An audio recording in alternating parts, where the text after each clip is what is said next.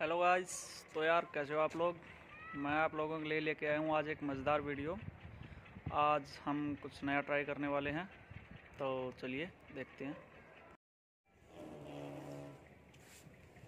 तो गाइस हमने एक बोतल में पानी भर लिया है और एक अनार को ऐसे जोड़ दिया है और हम इस अनार को जलाएंगे और इसके अंदर ऐसे रखेंगे और देखते हैं क्या होता है। तो चलिए शुरू करते हैं।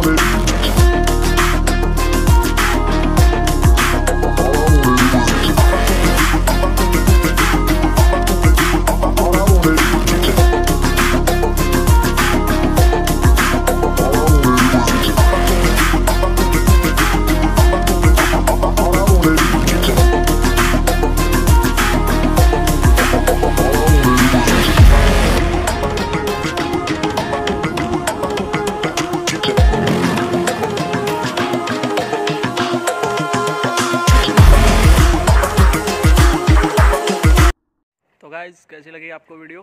अच्छी लगी तो चैनल को सब्सक्राइब करें, वीडियो को लाइक करें, कमेंट करें और शेयर करें। मिलते हैं किसी नई वीडियो के साथ।